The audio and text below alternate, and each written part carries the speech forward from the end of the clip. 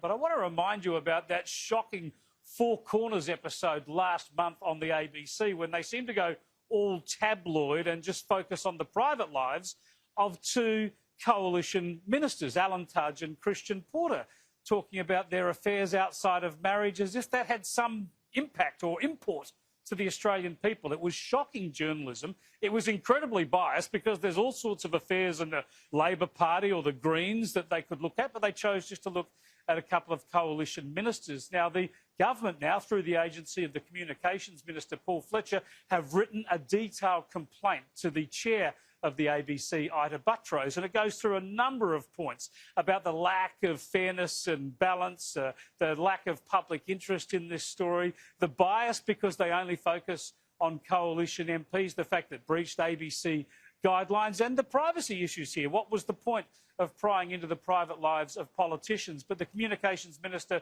Paul Fletcher, spoke about this today, and this is the guts of the ABC complaint, of the complaint about the ABC. The letter is asking the question of the board, given your duty of impartiality, why is it that the only politicians who were the subject of the story are Liberal politicians? That's the question that is asked, and I will wait to see what answer the ABC gives to that. That was Paul Fletcher, the Communications Minister, speaking earlier to Sky News political editor Andrew Clennell. Let's go to Canberra now and catch up with Queensland Senator Pauline Hanson. Thanks for joining us, Pauline. Firstly, the government is right to take this up with the ABC, aren't they? Oh, too right they are. If Mitch Fifield had followed through, and one of my recommendations for the media laws that we changed, I wanted him to pursue fair and balanced. They never did. Now that's exactly where this whole story has gone. It wasn't fair, it wasn't balanced, and the ABC need to be reined in about their stories because they are so left-leaning that they're not putting a balanced view across on a lot of political issues, and I think it's wrong. Well, I don't think the private affairs of politicians or anyone else in that hothouse bubble of Canberra are the business of public interest unless there's some impact on their position or there's some impact in the way they're doing their job. Why do you think the ABC would only focus on the coalition side? Do you think that Labor and Greens MPs are all living virtuous monastic lives? I really don't know what anyone is doing in their private life in this place, and really, Chris, I don't give a damn and I don't care. But do you think they tell me? No, they don't. And honestly, I've never got involved in it. I said it's anyone's private life. It's got nothing to do with me, and I don't respond to it. Now, the whole fact is that, all right, I made a comment that I think why they went after Christian Porter is two reasons. And the first is to do with the merger of the two courts. And you had barristers on there making their comments about it. This merger of the two courts is totally goes against the grain of the Australian law reform. They don't want it. Other people in the legal profession don't want it, and Christian Porter is pursuing that. So I think that has got a lot to do with it, and they want to see him unravel.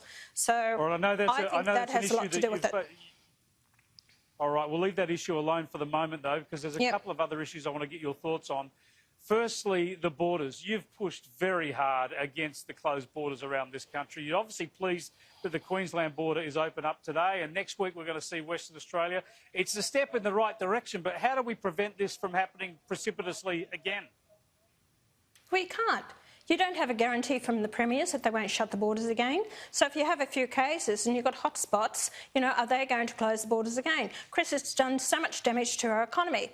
Now, what I said, and I've said all along, that people who are vulnerable to the virus, who are weak or the aged or who have, respiratory problems, that type of thing, they need to take special care of themselves and they possibly need to lock themselves away. You don't lock away the population who most people probably wouldn't even know they had the virus and it didn't affect them at all. So the Labor Party tried to make out that I wanted to lock the aged up.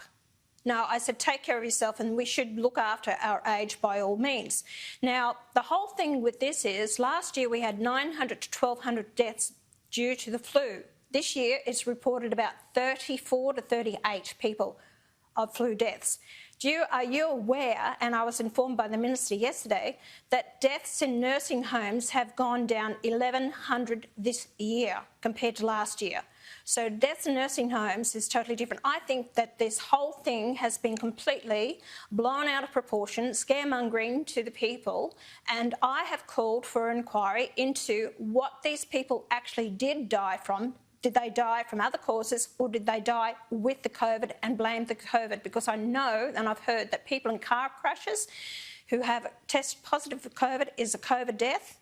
And those people that have suicided has also been called a COVID death if they tested positive for COVID. So I want to know the truth. We do need to get the facts on that. I don't know about those cases, but I know, for instance, the people who have been in palliative care and have died have been counted as COVID deaths in Victoria. So we need to get those facts on the table for sure. Now, just finally, on China, this relationship is in a dire situation at the moment. You're saying Australians should vote with their feet, effectively, to punish China, not buy Chinese goods.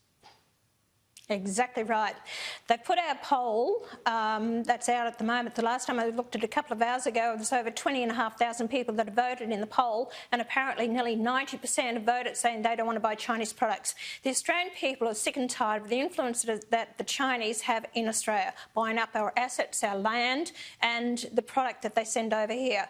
Now, we used to manufacture 40% of product here in Australia. We're down to 6%. We can do it again. Where's the incentive from the government? Where was it in their budget to actually then say, go out there, start up industries manufacturing? They put it out money for the infrastructure.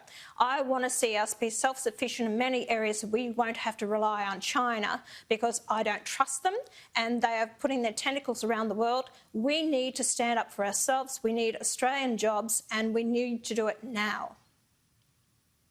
Yes, I suppose we've looked at the coronavirus pandemic as an opportunity to remember that we need to do more things here, be more self-sufficient. And I think what's happening with China is a reminder of all of that. But we've got to keep the rhetoric calm, don't we? We can't take a backward step. We've got to stand up to China. We need other countries to do the same, but we've got to try and repair the relationship, don't we? Look, by all means, we live in the region. I'm not saying you go out there all out war with China, but we need to be not kowtowing to them. We need to stand our ground, be strong as a nation, and they can't tell us what to do. Because we called for a COVID inquiry into this, that's what got their shackles up in the first place.